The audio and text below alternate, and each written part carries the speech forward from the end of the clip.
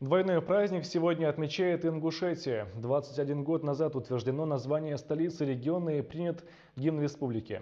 Название центра Молдова субъекта федерации предложил историк Нурдин Кадзоев. С древнеингушского слово «Магас» переводится как «город солнца». По данным, подтвержденным археологическими раскопками, поселение, окруженное крепостью стеной, располагалось к западу от современной столицы и ближе к нынешнему Алиюрту. Возрождение не павшего, но сожженного дотла центра древнего государства Аланов должно было символизировать стойкость духа ингушского народа, преемственность поколений и стремление к дальнейшему развитию. Строительство современного Магаса было начато в 1996 году. Официальное открытие состоялось 31 октября 1998.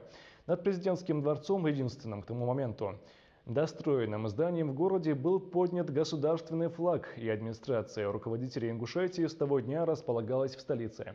Что касается гимна Ингушетии, его учредили постановлением парламента 3 апреля 1997 года. Автор слов – поэт Рамзан Цуров, композитор Руслан Зангиев, он же являлся первым исполнителем.